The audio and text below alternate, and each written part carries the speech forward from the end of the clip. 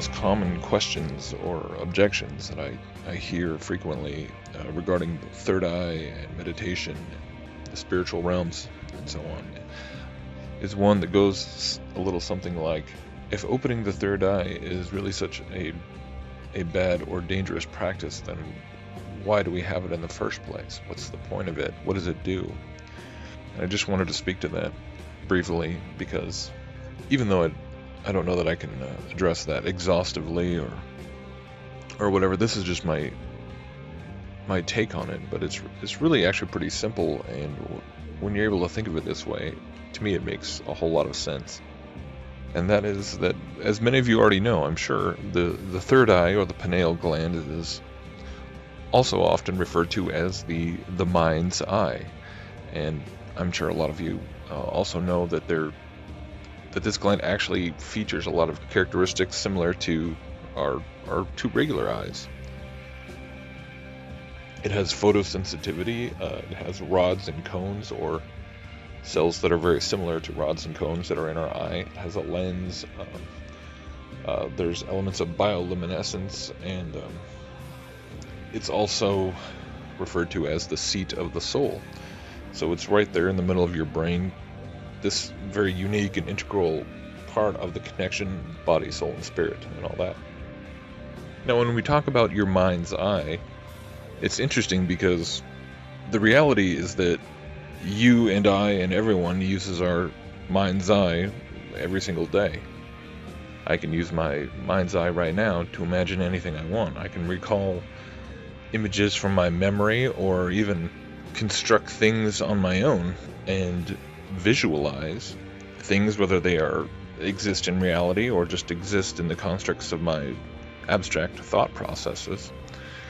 And this is actually obviously a very simple tool that we all use on a regular basis. If I want to build a house, or paint a painting, or direct a movie, or whatever, you can envision something in your mind and bring that vision to fruition in the real world. And so basically it's a gift that we've been given by our Creator to assist us in all sorts of things we do in our everyday lives, in terms of having a function of abstract thought, right? In a visual sense, it's an eye for your mind. It's kind of like a movie projector that you can project images, whether you close your eyes and want to concentrate on something specifically. Even right now, as I'm looking across the room, I can see the wall and the pictures on it, but superimposed over that,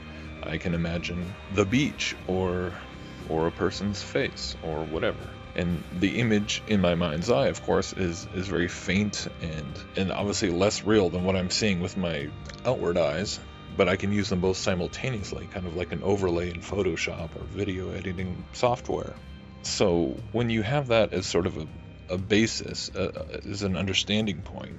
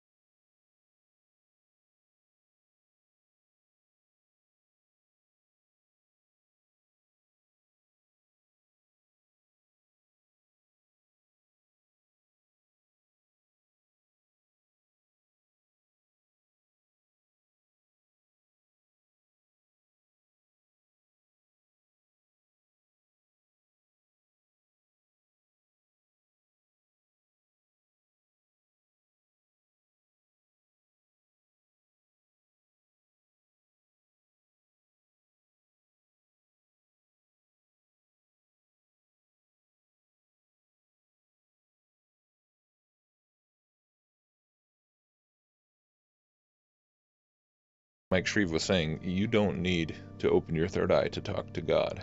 God is the one who initiates. God is the one who seeks you. God is the one who can hear you. He can hear your thoughts right now. He can see everything you're doing. And you can learn to hear him. But it's actually not at all. It's not at all like some big psychedelic mind-bending trip or shot up into the heavenly realms where seeing indescribable patterns and visions and crazy beings and all the rest. You listen with your heart. You listen to the still small voice. You listen to the Holy Spirit by letting him convict you, by letting him speak truths to you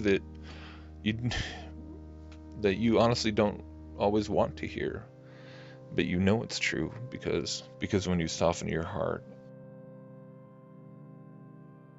you feel it. You know that you need forgiveness, not just enlightenment.